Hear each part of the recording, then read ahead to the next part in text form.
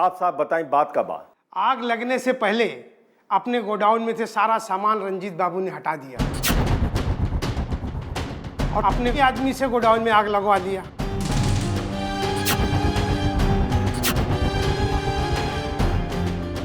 क्यों रंजीत बाबू, ऐसी संभावना हो सकती है कि नहीं?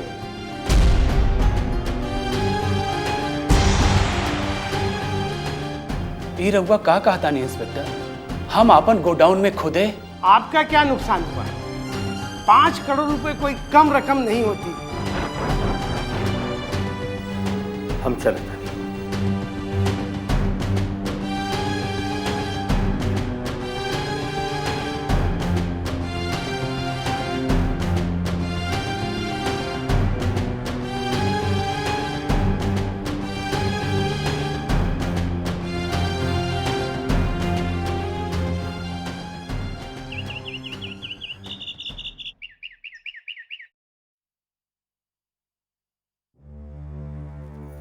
का बात बाजी, कुछ पता चलल? ये सब कैसे भइल? अरे हम खुद परेशान बने, हम का बताई। बाकी तो हमके लागता ये केकरो बदमाशी बा, ना तो अचानक आग कैसे लग गई। अब बाबूजी अब भैया गइल बाड़न पुलिस स्टेशन, अब देखा कि का होखला। अरे तो रउआ आइजा का करतानी? रउआ के भी तो जाए की चाहत रहे। अरे तो बाबूए जी ने कह दिलान कि घरे बैठा, तबे तो एजा बानी हम। ताकि का भइल एकर पता रउआ के ना चली। भाई जी भी बाहर जाए वाला बाड़न, ई बिजनेस तो बाबूजी रउआ के ही सौंपे वाला रहलन ना, और सौंपे से पहले ही जल के राख हो गई। ई बात कुछ समझ में ना आई। अब तू अपन दिमाग के उपज बंद करा और आराम करा, वरना तो थोड़ के देर बाद उफ माई ए माई ऊ माई करे लगबो। बाकी हम जे कुछ कहले रहनी उ सोचे वाला बात बा कि ना, ई रउआ जरूर सोची। आई दीदी, आई आई। सुनकर बड़ा बुरा लागल कि भाई जी के जमा जमाल बिजनेस पे आग लग गई। जय दराजी, जे भइल से भइल। हम तो ये कहे खातिर आए रही कि देवर जी के रमा बमनी के लेवे के जाए की जरूरत नहीं है, कहे से कि माँ जी कहली हाँ कि रमा के कुछ दिन और रह दी। बाकी हम तो जाए खातिर तैयार बानी। अब विजयो से फोन पर बात हो गई बा, वो लोग तैयार रही। ना ना देवर जी, कोनो जरूरत नहीं है, हम दीदिया से बात कर लेम। ठीक बा, चल राजी, हम जाते नहीं।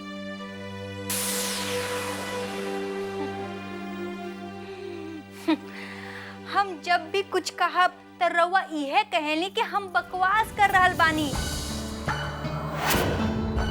देखनी है ना, रमा बबनी यहाँ आवे खातिर तैयार नहीं थी। बाकी काहे? एक बात हमरा के समझ में नहीं आवत कि विजय बाबू तो आवे खातिर बिल्कुल तैयार बना।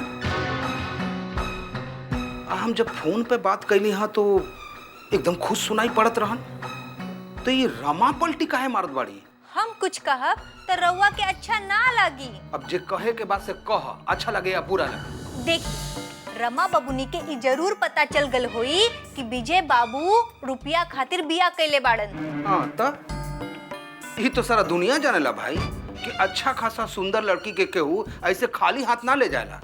अइता अपाहिज बाड़ी। और आज के दिन में ऐसा कौन महान आत्मा बा भाई जे रमा जैसी लड़की के बहू बना के ले जाए, वो भी खाली हाथ? हो सकेला कि राउर बहिन के ई गलत फहमी हो गई होई कि विजय बाबू उनकरा पे फिदा हो करके शादी खातिर हाँ कैले हुई हैं। ठीक बा, अब छोड़ा ये सब फालतू बात। हम तो जाना तानी कि हमार बात रउआ के पसंद ना आई, फिर भी हम एक बात और बतावे चाहतानी जो रउआ के पसंद ना आई। का? तनुजिया से मिले ओकर बॉयफ्रेंड आयल रहे। हाँ तो ये बात हमके पसंद काहे ना आई भाई? अरे बुरा ना लागल?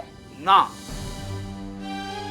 झूठ झूठ झूठ, राउर दिल के धड़कन तो जोर जोर से धड़क रहल बा, हमके सुनाई जे पड़ रहल बा।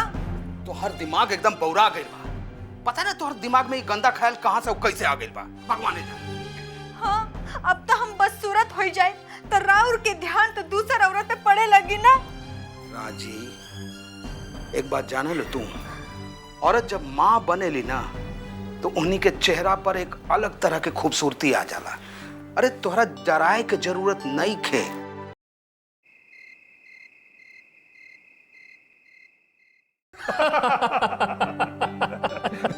चली यार, अब राउर अकेला रहे के दिन खत्म हो गई। बेटा बहू के संगे जिंदगी के खूब मजा ली। का यार हमार खुशी देख के जलन हो रहा बा का? ना यार, तहर खुशी देख के तो बहुत खुशी हो रहा बा। बाकी तहरा से हर चीज वो सांच बात कहो। अच्छा एकर मतलब ई भइल कि आज तक जितना बात कहला सब झूठे रहल। झूठ ना करिया, लेकिन एगो डर हमेशा मन में लागल रहत रहे कि कहीं तनुजा हमरा खातिर आ ई परिवार खातिर शादी से इनकार न कर देस। बाकी वो हमार लाज रख लेलस। पर हमरा के पूरा विश्वास रहे कि देर सवेरी सही पर तनुजा ही घर के लक्ष्मी बनी, और क्यों ना। अच्छा ठीक बा, लेकिन यहाँ बैठ के बात करके खुश होला से काम ना चली। पंडित जी के पास जाके दिन तारीख भी तय करावे के पड़ी। ले है खाई। बाकी एक गो बात भूल गई भैया। का? पहले ठाकुर साहब के पास जाई और उनका इजाजत ली, तब ना ब्याह हुई। अरे ठकुराइन खुदे कह चुकल बनी राज या तनुजा के ब्याह खातिर। हाँ, राज भी कहत रहे ठकुराइन शादी के पूरा खर्चा देवे खातिर तैयार हो गए। बाकी ठाकुराइन से कहला से का हुई? ठाकुर साहब आई हैं, फिर तनु को उठा के ले जाइए। पहले ठाकुर साहब की इजाजत ले ली और उनकरा से पूछ ली कि तनु के सर से कर्जा के बोझ उतरल कि ना।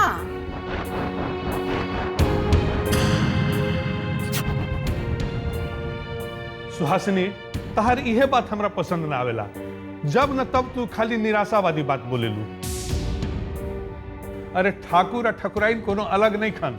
अगर ठकुराइन कह चुकल बानी तो समझला कि पत्थर के लकीर बा। भैया उमर हमार कम जरूर बा, बाकी हमऊ दुनिया कम ना देखनी। बाकी ओ दिन ठाकुर साहब के रौब और रुतबा देख के हम समझ गई कि ओ केहू के कौनो बात माने वाला ना हवे। हमके जौन कहे के रहे हम कह चुकल बाटी। अब रउआ लोगन के जौन मर्जी हो तौन करी। देखी बबनी के बात के इतना हल्का में मत लेही। एक बार ठाकुर साहब से बात करके देखे में का हरज बा। हाँ, हरज का बा। ठाकुर साहब से हम एक बार मिलने हैं। हमारा के तो बहुत समझदार और मजा हुआ इंसान लगलन। बढ़ले बढ़न ई में कोनो संदेह बा। बाकी हम एक दो दिन में ओहिजा चल जाई। का यार चलल जाई? हाँ काहे ना। बाकी चले से पहले एक बेर तनुजा बेटी से फोन पे बात करब जरूरी बा। ठीक बा।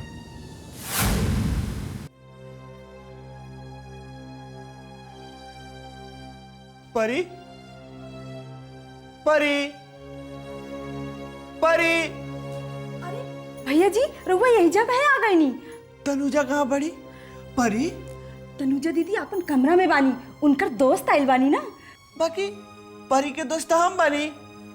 हम जाए भैया जी मत जाई, सुनी मत जाई ना, हम जाए। का बात बा चंपा? देखी ना मलकिनी, भैया जी तनुजा दीदी लगे जाए चाहता नहीं। तनुजा कहाँ बाड़ी? तनुजा दीदी के दोस्त आइल बानी, यही से वो अपन कमरा में बानी। हम जाए तनुजा लगे।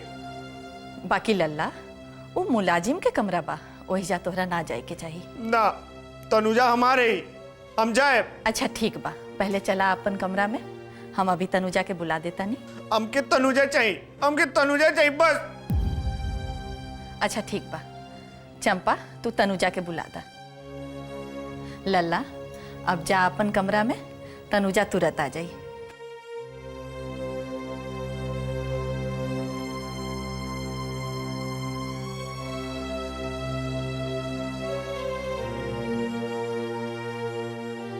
हे भगवान,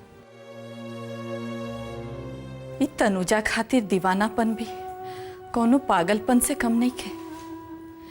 का अनुराधा के बाद फिर से तनुजा खातिर हमने अपन लल्ला के खो देब? ना, जरूरत पड़ी तो हम जाके ओकर घरे मिन्नत करब। बाकी ठाकुर साहब के कैसे मनाइब? सच हम तोरा से का बताई, आज हम कितना खुश बानी। कल जब राज बाबू हमरे लगे अलन तो हर शादी के खुशखबरी सुनवलन। हमार कपार से एगो बोझ उतर गई। तू दोनों की जिंदगी की बर्बादी की जिम्मेदार हम अपने आप के मानत रही।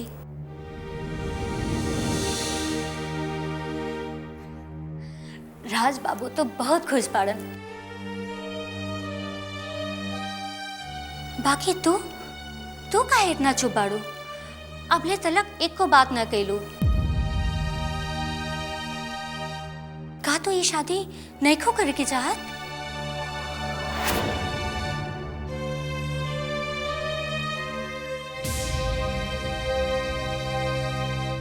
एको पति रहला पर का दोसर बियाह हो सकेला सुमन?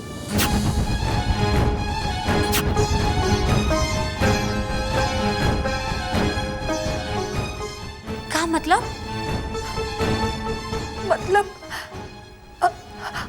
हमार बियाह हो चुकल बा।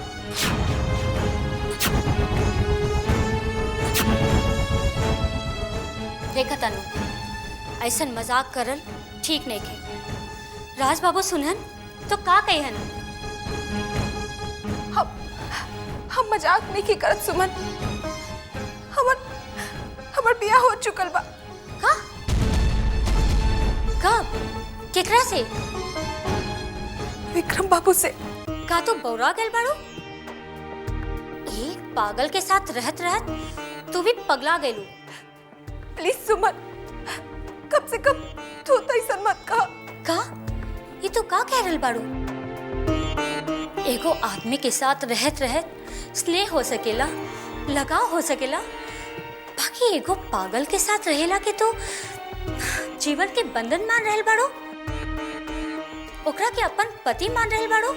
ना सुमन ना, हमार बियाह सचमुच फैल रहे। ओ दिन शादी के लगन भी रहे। अग्नि के रूप में दिया, साक्षी के रूप में तुलसी माई भी रही। 7 फेरा लीला के बाद विक्की बाबू सिंदूर से हमार मांग भर देलन।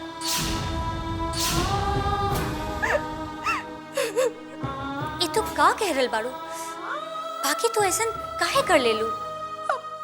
हम कुछ ना कहनी सुमन, हम कुछ ना कहनी। उतना जबरदस्ती।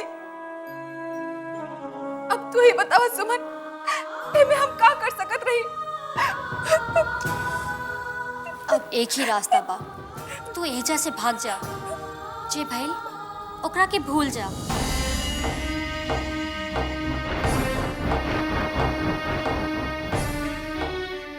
भूल जाई? कैसे भूल जाई सुमन? एक बात बता दे रहल बानी तनुजा, तू ये शादी के इतना अहमियत दे रहल बाड़ू, ये तब तक रही जब तक विक्की बाबू अपन ही हालत में रहेन। जौन दिन उनकर यादाश्त लौट आई वो तोरा के ना पहचानी हन। मतलब? तनुजा, तुहार ब्याह विक्की बाबू से ना, एक ऐसा आदमी से भइल ह जिनकर सुध बुध ना बा, जिनकर जिंदगी एक कमरा और तोहरे भी सिमट कर रह गइल बा। बाकी जौन दिन उनकर आपन जिंदगी लौट आए वो जिंदगी में तोहरा खातिर कोनो वजूद ना रही। वो ये सब कुछ ऐसने भूल जाए है जैसा कि उनका पिछला जिंदगी, उनका पहला पत्नी। का ये सब उनका याद बा? अब हम का करब सुमन? अब हम का करब? यही से तो कह रहल बानी, चुपचाप राज बाबू से शादी कर लो।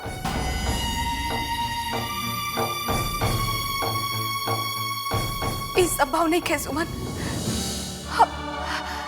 हम राज बाबू के धोखा ना दे सकीले और नहीं विक्की बाबू के अपना से अलग कर सकीले। हमरा खातिर एक एगो रास्ता बा, आत्महत्या।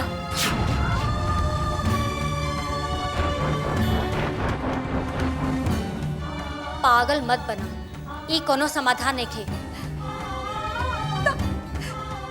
तब का करी? तू ही बतावा करी? एक ही उपाय बा। का?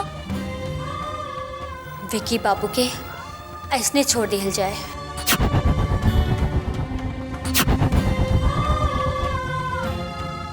मतलब उनका के दवाई दिहल बंद कर दो।